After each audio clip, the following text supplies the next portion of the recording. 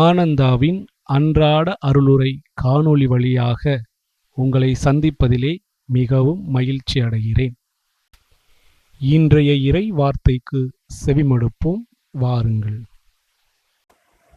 மத்தேயு எழுதிய தூய நற்செய்தியிலிருந்து அதிகாரம் 22 இறை வசனங்கள் 35 தொடக்கம். திருச்சட்ட அறிஞர் ஒருவர் இயேசுவை சோதிக்கும் நோக்கத்துடன், போதகரே, திருச்சட்ட நூலில் தலை சிறந்த கட்டளை எது என்று கேட்டார். அவர், உன் முழு இதயத்தோடும் முழு உள்ளத்தோடும் முழு மனதோடும் உன் ஆண்டவராகிய கடவுளிடம் அன்பு செலுத்து, இதுவே தலை சிறந்த முதன்மையான கட்டளை. உன் மீது நீ அன்பு கூறுவது போல உனக்கு அடுத்திருப்பவர் மீதும் அன்பு கூர்வாயாக என்பது இதற்கு இணையான இரண்டாவது கட்டளை. திருச்சட்ட நூல் முழுமைக்கும் இறைவாக்கு நூல்களுக்கும் இவ்விரு கட்டளைகளே அடிப்படையாக அமைந்திருக்கின்றன என்று பதிலளித்தார். வாசிக்க கேட்ட இறை வார்த்தையை உள்ளத்தில் இருத்தி இந்த பாடல் வழியாக உணர்வோமா? அன்பே அன்பே என் நெஞ்சுக்குள் நீ வா, அன்பால் நெஞ்சம் ஆடச் சொல்லித்தா, ஏழை எந்தன் உள்ளம் நீ வா, ஏங்கும் எந்தன் தாகம் தீர்க்கவா, வாழ்வின்னும் பாடம் கற்றுத்தா, வாழ்வின்னும் பாடம் கற்றுத்தா. பாடல் வழியாக உணர்ந்த நாம் இந்த அருளுரை வழியாக சிந்திப்போமா?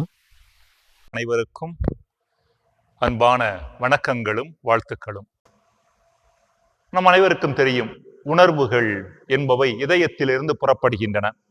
இன்னும் சொல்ல போனால் நமது மூளையிலிருந்து தான் புறப்படுகின்றன. இன்றைய வழக்கமாக நாம் சொல்வது மூளை என்பது சிந்தனையோடு தொடர்புடையது, இதயம் என்பது உணர்வுகளோடு தொடர்புடையது என்று நாம் அறிந்திருக்கிறோம். ஆனால் உண்மை நிலவரம் என்னவென்றால், இந்த இதயம் என்பது வெறுமனே இரத்தத்தை நமது உடம்பில் பாய்ச்சுகின்ற ஒரு இயந்திரம், அவ்வளவுதான். எனவே உணர்வுகள் என்பவை எதோடு தொடர்புடையவை? நமது வலது மூளை என்று சொல்கிறோம், அதோடு தொடர்புடைய ரைட் பிரெயின் என்று சொல்வார்கள். அங்கிருந்துதான் இந்த உணர்வுகள், அன்பாக இருக்கலாம், இரக்கமாக இருக்கலாம், இவை அனைத்துமே உருவாகின்றன. எனவே அன்பிற்குரியவர்களே, இந்த உணர்வுகள் சரியான முறையில் கையாளப்படாத பொழுது அவை உணர்ச்சிகளாக மாறி அவற்றை நாம் விழுங்குகிற பொழுது அவை நமது உடலில் பாதகத்தை ஏற்படுத்துகின்றன. ஏறத்தாழ பல ஆண்டுகளாக இந்திய ஆன்மீகம் சொன்னதை இன்றைய உளவியலும் மருத்துவத்துறையும் ஏற்றுக்கொள்கிறது. என்ன சொல்கின்றன? இந்த உணர்ச்சிகள் நமது மூளையிலிருந்து அல்லது இதயத்திலிருந்து புறப்படுகின்றன என்றால் அவை நமது இடுப்பை சுற்றி, தொப்புளை சுற்றி உள்ள பகுதி என்று சொல்லுகிறோமே, அங்குதான் சேகரிக்கப்படுகின்றன. எனவேதான் கோபப்படுகிற பொழுது நம்ம என்ன சொல்றோம்? வயிறு எரியுது அப்படிங்கிறோம். அல்லது பயப்படுகிற பொழுது இந்த கைகால்கள் நடுங்க ஆரம்பிக்கின்றன. எனவே உடல் முழுவதும், மிக முக்கியமாக நமது வயிற்றை சுற்றி உள்ள பகுதிகளில் இந்த உணர்ச்சிகள் சேகரிக்கப்படுகின்றன. இவ்வாறு நமது நரம்பு மண்டலத்திலும் உடலிலும் சேகரிக்கப்படுகின்ற உணர்ச்சிகள் நமது வாழ்வை பாதிக்க ஆரம்பிக்கின்றன. இன்றைய உளவியலானது நம்மில் தோன்றுகின்ற பல நோய்களை சைக்கோசோமேட்டிக் டிசீஸ் என்று அழைக்கிறது. சைக்கோசோமேட்டிக் டிசீஸ் என்றால் என்ன அர்த்தம்?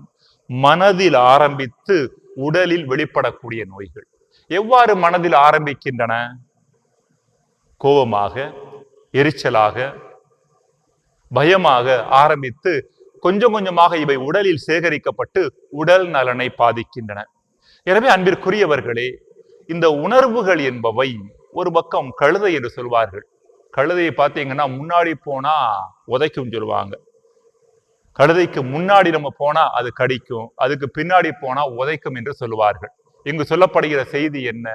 உணர்வுகள் இருந்தாலும் பிரச்சனை, இல்லை என்றாலும் பிரச்சனை. இதுதான் இங்கு பிரச்சனை. உணர்வுகள் இல்லை என்றால் உறவுகள் இல்லை, வாழ்க்கையில உயிரோட்டம் இருக்காது. அருளுரையை கேட்டு சிந்தித்த நாம் நம்மையும் நம் குடும்பத்தையும் நற்கருணை ஆண்டவரிடத்தில் ஒப்படைத்து ஜெபிப்போம், வாருங்கள்.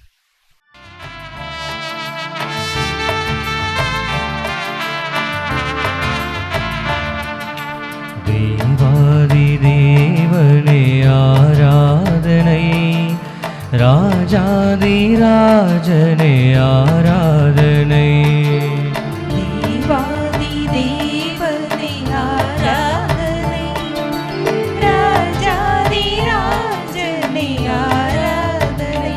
ஹalleluya ஹalleluya ஹalleluya. ஹalleluya ஹalleluya ஹalleluya. ஜெபம். அன்பே உருவான இறைவா, நாங்கள் உம்மை போலவும் உம் அன்பு திருமகன் இயேசுவைப் போலவும் ஒருவர் மற்றவரை அன்பு செய்து வாழும் வரமருளும். ஆமென். எல்லாம் உள்ள இறைவன் தந்தை, மகன், தூய ஆவியார் உங்களை ஆசீர்வதிப்பாராக. மரியே வாழ்க. இயேசுவுக்கு புகழ். இயேசுவுக்கு நன்றி.